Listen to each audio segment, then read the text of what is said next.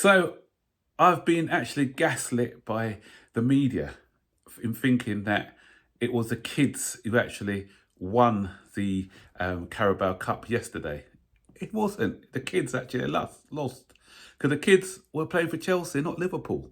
Okay, they had a few 19-year-olds who haven't played a lot of football, but what I looked when I saw today, I saw something. Yesterday was all emotional, and when you got time to reflect and look back, then what you see is something which is quite remarkable. Actually, Liverpool's average age, sorry, was 25.8 compared to Chelsea's 23.9. And then the ones that ended the game, I think Liverpool's was 22 point, was it? Sorry, Chelsea's was 22.9, Liverpool 24.1 or something like that. I'll put it in the in the image below, as you can see. So, in fact, the media try to gaslight us in saying that Liverpool were the kids. In fact, we were the kids.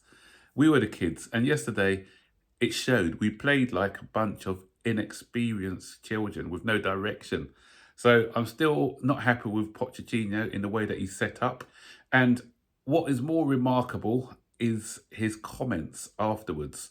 And at first, when I heard it, I thought that he had said that he had set up the team for penalties. But then the media who were in there, the press who was in there, sorry, was saying, oh, he didn't mean that. He meant that he saw that the players were tired. So that's why he thought that in their minds they were going for penalties. But that's still on the manager. No matter what way you spin it, I'm sorry, that is still on the manager for me. Because why are they tired? That's the first thing. Why are the players tired? We play one match a week most of the times. Liverpool had a midweek game. So if anyone that was going to be tired, it's going to be the Liverpool lot, not us. What are we doing? How do we prepare for this game in the midweek? Did we have enough rest time in between?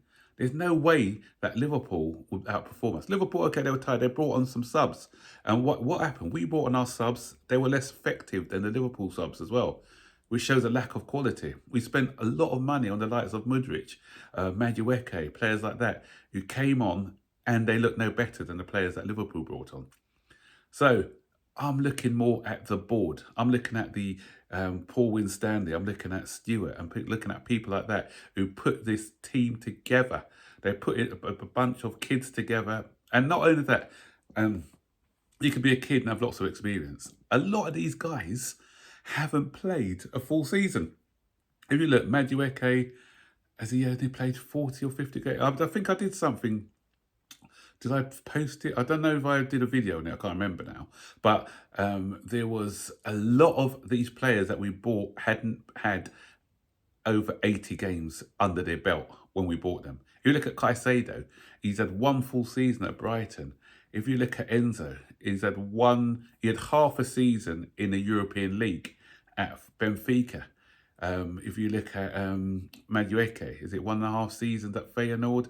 Again, he hasn't made up to 100 appearances. Cole Palmer, he's only had a few games at Manchester City. Gusto just broke through in the Marseille side.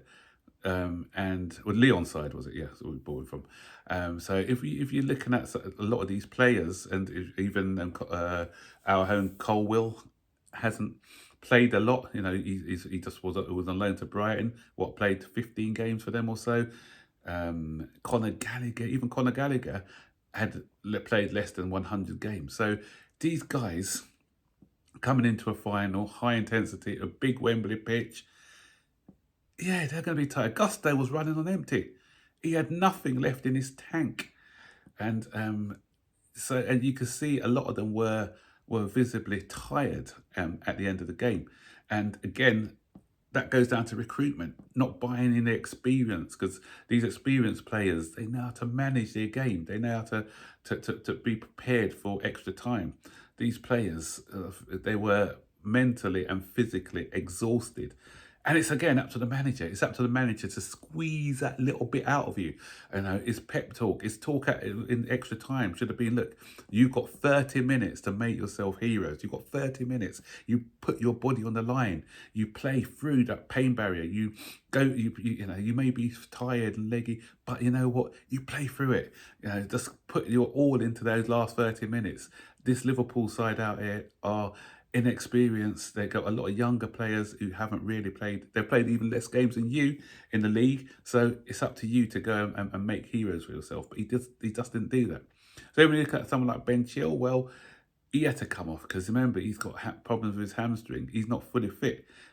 Someone have a go at Nkuku today, which I think is unfair because this guy's hardly played any football. So even though he came on off the bench, you know, he's not fit. He's not fully fit. So we're playing with players who are not fully fit. We're playing with kids who haven't been through this experience before. I'm not making up any excuses for them, but I said that just highlights the poor recruitment.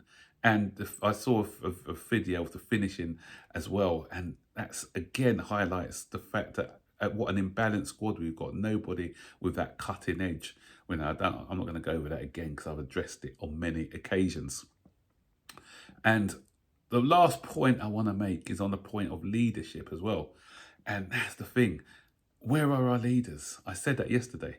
The difference is you take Van Dijk out of that Liverpool team and you put him in that Chelsea team, and that's the only change you make out of the two teams will win in that game. It takes one player. You know, this guy, he is what... I saw that team talk he did in the huddle. He is